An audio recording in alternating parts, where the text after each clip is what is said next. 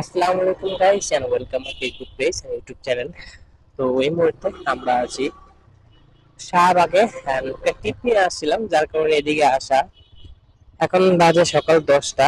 তো একটু দাঁড়াতে হবে কোনো একটা জায়গায়, দেখি কি অবস্থা, টিপ পাওয়া যায় কিনা।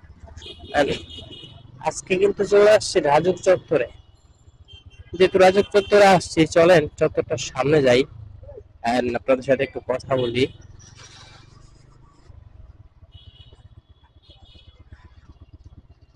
গাইস, এই মুহূর্তে আছি সেই রাজুক চত্বরে।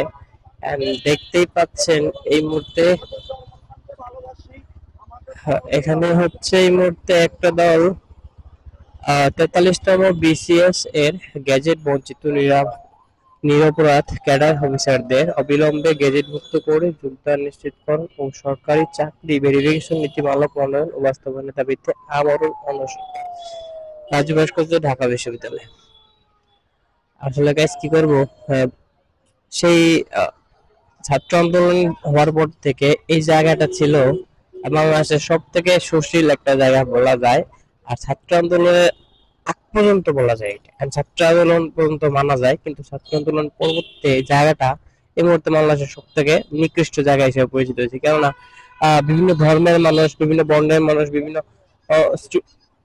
শ্রেণীর মানুষ এই মুহূর্তে সেই ছাত্র আন্দোলন পর থেকে অন্তর্বর্তী সরকার আসার পর থেকে এখানে বিভিন্ন দাবি দাওয়াত নিয়ে বসে আছে। আসলে আপনারা বলেন, একটা দেশে সরকার আসছে 1 বছরও হয় নাই, তাদের উপর এত চাপ দিয়ে আমাদের মন ইচ্ছা মতো যে কোনো দাবি নিয়ে দাঁড়িয়ে যাওয়াটা কতটা ঠিক, কতটা যৌক্তিক বলেন?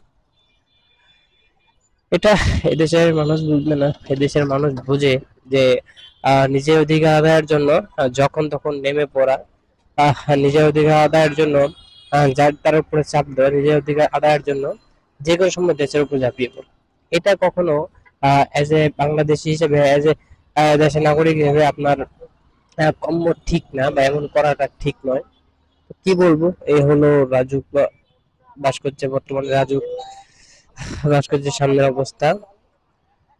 এই হলো আমাদের বাংলাদেশ, আমাদের নতুন বাংলাদেশ। এই বাংলাদেশ কি আমরা চেয়েছিলাম? ছাত্র আন্দোলনে দেখছিলাম যে অনেকেই দেশের জন্য প্রাণ দিয়েছে, দেশের জন্য রাস্তায় নেমেছে, দেশের জন্য সংগ্রাম করেছে। যারা দেশের জন্য সংগ্রাম করে আজকে নতুন বাংলাদেশ এনেছে, তাদেরকে আমি বলতে চাই, এখন এরা এগুলা কি করতেছে?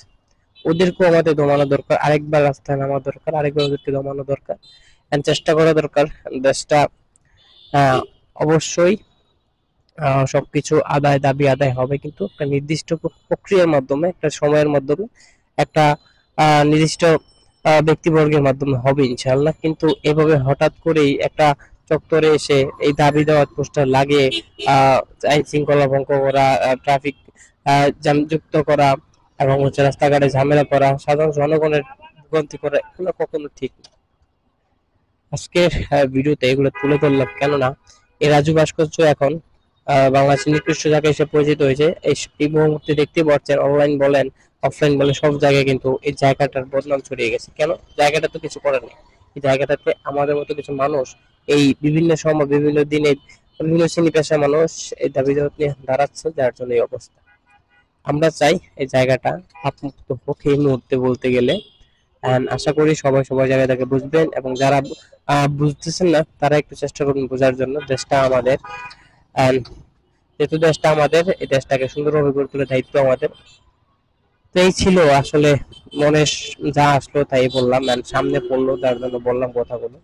ভালো থাকবেন সবাই, দেখা হবে আবার নতুন কোনো ভিডিওতে। তার আগে বলে রাখি, যারা যারা আমার এই Sumo Facebook page, YouTube channel থেকে দেখছেন, চ্যানেল হলে সাবস্ক্রাইব করবেন এবং পেজ হলে ফলো করবেন অবশ্যই। ভালো থাকবেন সবাই, আল্লাহ হাফেজ।